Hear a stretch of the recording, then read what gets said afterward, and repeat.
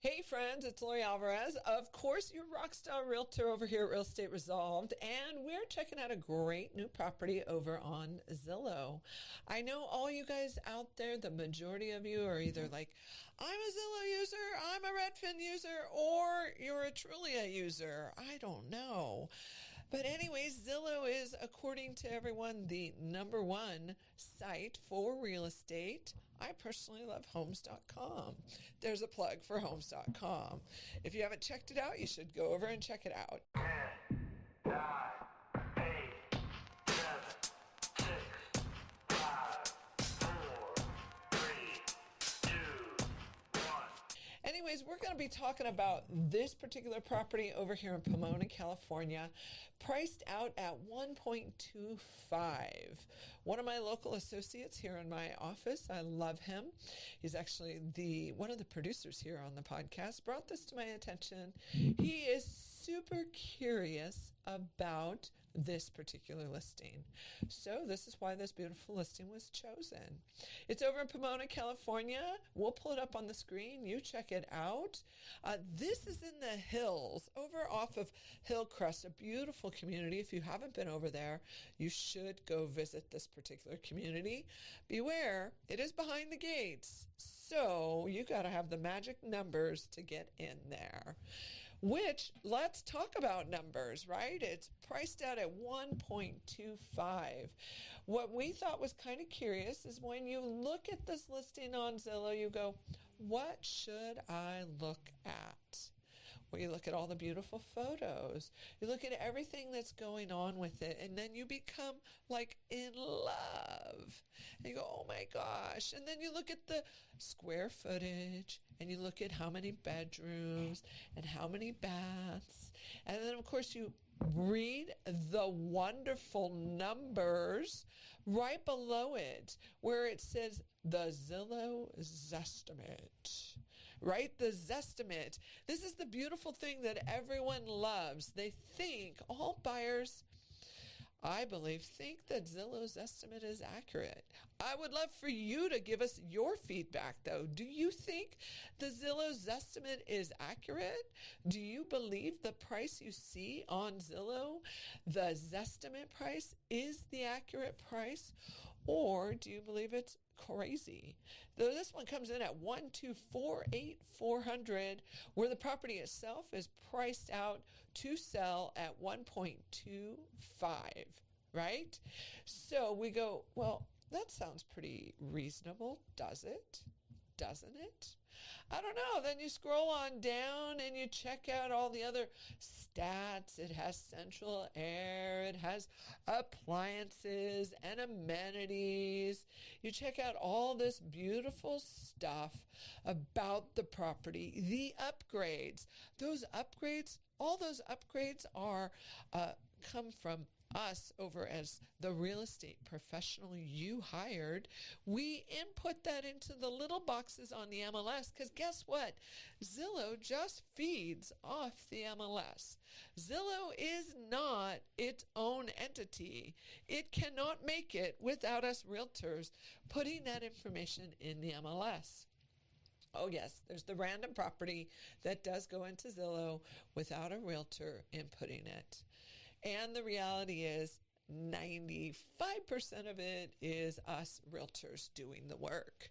So you just keep scrolling down the Zillow page and you look for things, and maybe you go over and hover over the request a tour as early as today at 6:30 p.m. and then you make that request and hope an agent shows up, and you think that you're talking to the listing agent. Well, let me tell you, you're not. You're talking to their preferred Zillow realtor, not the listing agent. So if you think you're getting the listing agent, buyer beware. Okay, let's jump on further down. Tells you all about the HOA and the beautiful, whether it's green energy, utilities, and so forth. Price per square foot. I know you all watch price per square foot. So important to you. You look at the taxes assessed, and then the annual tax amount, and the day it came on the market, and then of course the cumulative days on market. That means how many days has it been on the market, right? And then the type of loan you can put on the property. And then, of course, the road surface, if it's paved or not, right? And then you can, of course, get pre-approved with Zillow or connect with one of the Zillow preferred agents. And then, of course, the Zillow calculator is so useful, right? And then we go right on down. Oh, I love all these little extra things they have. Offer insights. Choose an offer that is strong, competitive, moderate, or weak. And your buyer ability. How to be the winning offer. I wonder how AI calculates that. Or Zillow does. Then you go right down to the Zestimate history graph. One of the things that was so important to one of the agents one of my associates here in the office was how the price dropped so dramatically in 2024, right? It went from 1.2 to, oh my gosh, 804,001K. So I jumped into my pricing graph over here to see, so what did happen? Yeah, 2024 was just in general a tough time for the real estate market. We were just kind of moving right along.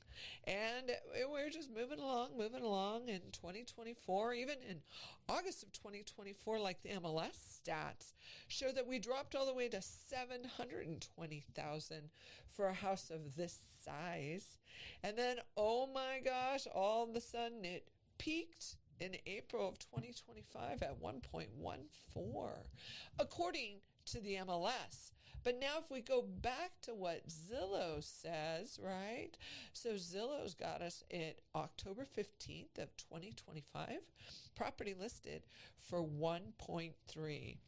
So then when you go down below, you jump into the pricing history. That has a lot to do with that particular graph above, because one of the things that you'll notice on here is the property was listed for sale October 16th for 1.25, and then we'll see right below September 7th of 2025 the property was removed. That means that it was put on hold, do not show. Means that the seller was having some type of personal emergency, which they are, and so they pulled the house off the market just to hold do not show, and then that's when it went back on the market October 16th. But then you jump down below that and you follow this graph. It shows 7/10/2025 is when the house was actually put on the market for 1.28888. All those lucky eights, those are my lucky feng shui numbers. Well, no luck. They didn't sell it. They dropped the price, as you see, October 16th to 1.25. Well, there's this curious question of, hey, the house was sold June 9th of 2023 for 800K, and 2 years later, it's up to 1.2888. How does that happen? And well, so let's look here. The source is Public Record Report, where if you look at the 7/10/2025 one, that has the MLS marking on it because that was when the property was listed for sale. Below that, though, is when the property transferred ownership from some type of legal document. So yes, the property was sold in an essence, but it wasn't really sold. Okay, we had a new lender on title at that time in 2017 is when the purchase was made. So when you're looking at that and you're curious about the pricing history, yeah, all of that stuff is public records and it shows up. You move your house to a trust from your title, whatever you do, it all shows up on Zillow. I wonder if that helps the world or if it just adds additional chaos and confusion. You tell me, buyers. I wonder, does it help you? How do you feel about it? Right? And then there's that public tax history information. You can go down below and see that. I love the buyability payment. And then it goes into into a rent pricing on it, right? And the renting came up at, what did you say, Jason? Like 3,000 something. The rent showed somewhere to be around $3,000. Well, I'm going to go right back up to the fixed amenities of this property. 4 bedrooms, 3 baths, 3,068 square feet with that lovely pool. I mean, it really is a very pretty house on the internet when you look at all the pictures. I mean, it isn't, it is just a very pretty house with a pool in the backyard. And what if you're renting the house around the corner for $5,000 and you see this one shows it's only $3,000? Well, how does that make the tenants feel? Like maybe they're overpaying their rent? What do you believe out there about rent on Zillow? What do you think is accurate? I don't know if Zillow is really helping us or not. The reality is Zillow uses algorithms. Zillow runs the numbers, and everything that happens in the system just kicks out a number. Zillow doesn't know about all the amenities upgrades or the view or anything else that might be there that could help your property have a true value. And so that is why you need to hire a professional agent to help you in the pricing of your property. Whether you're renting it or selling it, you do want a true professional who walks the property, sees the property, knows the amenities, knows the area, knows that it's behind the gates. And then, did you have a crazy person down the street who maybe rented their house for dirt cheap and it ended up in public records? Because that stuff does show up. And now all of the numbers are discombobulated. That is what happens. So what are the red flags on Zillow? I say red flags for Zillow is check it out, use it, love it, know that it isn't the almighty. You should have a great conversation with a professional that you trust so that you can actually see what's truly happening behind those doors.